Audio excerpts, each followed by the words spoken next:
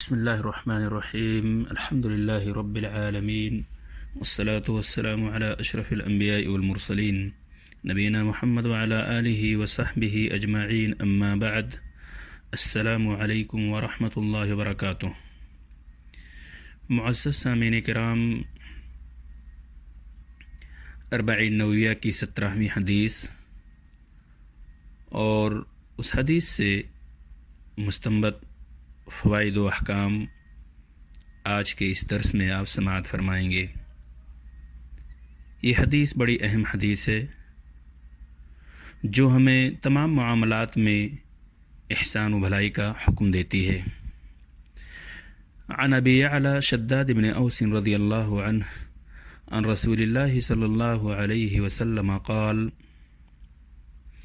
ان اللہ كتب الاحسان على كل شيء فإذا قتلتم فأحسنوا القتلة وإذا ذبحتم فأحسنوا الذبحة وليحد أحدكم شفرته وليرح ذبيحته، رواہ مسلم۔ ترجمہ: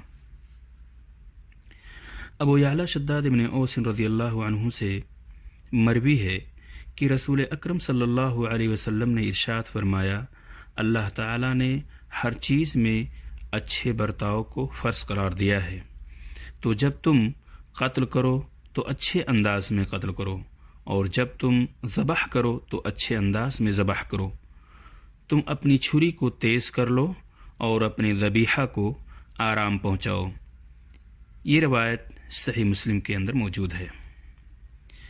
سامعین کرام، اللہ تبارک تعالیٰ نے تمام معاملات میں اچھے برتاؤ کو فرض قرار دیا ہے، کیونکہ اللہ تعالیٰ خود اچھے برتاؤ کو پسند کرتے ہیں۔ اللہ تبارک تعالیٰ کا ارشاد ہے، وَأَحْسِنُوا إِنَّ اللَّهَ يُحِبُّ الْمُحْسِنِينَ، سورۃ البقرہ آیت نمبر 195۔ اور اچھا برتاؤ کرو، اللہ تعالیٰ اچھا برتاؤ کرنے والوں سے محبت کرتے ہیں۔ سامعین کرام، احسان سے متعلق ہم نے 40 نویہ کی دوسری حدیث کے اندر اس کا مفصل بیان کیا ہے، یہاں بھی اسی کی طرف اشارہ کرتے ہیں۔ احسان کی 2 قسمیں ہیں۔ ویسے احسان کے لفظی معنی اگر دیکھا جائے تو کسی کام کو عمدہ اور بہتر انداز میں کرنے کے ہیں، اور اصطلاح میں احسان کی 2 قسمیں ہیں۔ ایک تو اللہ تعالیٰ کی عبادت میں احسان، جس کا حدیث جبریل کے اندر تذکرہ موجود ہے، یعنی اللہ کی عبادت اس طرح کرو گویا اس کو دیکھ رہے ہو، اور اگر تم اس کو نہیں دیکھتے تو وہ یقیناً تم کو دیکھ رہا ہے۔ یعنی بندہ ایسے شوق و رغبت سے اللہ کی عبادت کرے گویا وہ اللہ کو اپنے دل کی آنکھوں سے دیکھ رہا ہے، اور اگر اس کو یہ مقام حاصل نہیں ہو پا رہا ہے تو یہ یقینی اور لازمی طور پر ہونا چاہیے کہ اللہ تبارک تعالیٰ اسے دیکھ رہا ہے۔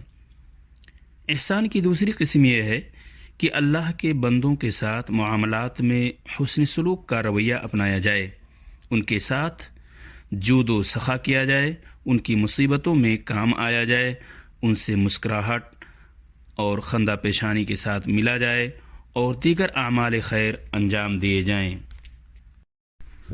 معزز سامعین، اگر دیکھا جائے تو اس حدیث سے ایک اہم بات یہ معلوم ہوتی ہے کہ احسانات کی ایک اہم قسم حیوانات کے ساتھ احسان کرنا ہے۔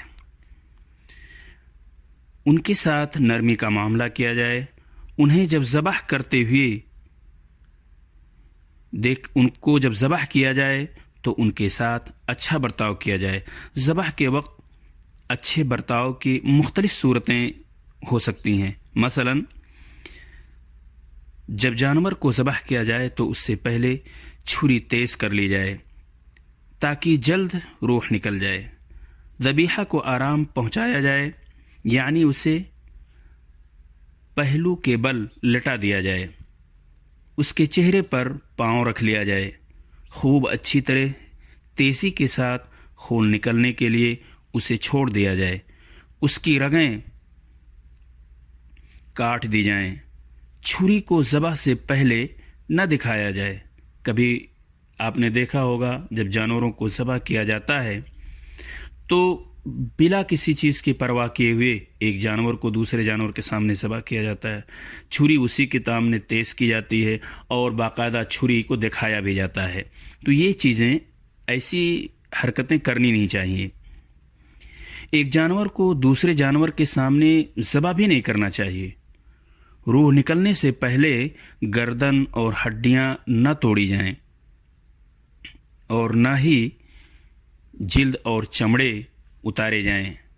سامعین کرام، ہمارا یہ دین ہمیں تمام معاملات میں احسان و بھلائی کا حکم دیتا ہے، یہاں تک کہ جانوروں کے بارے میں یہ درس ہمارا یہ اسلام دیتا ہے۔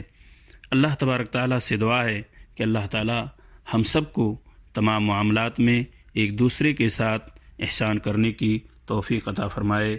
آمین۔ السلام علیکم ورحمۃ اللہ وبرکاتہ۔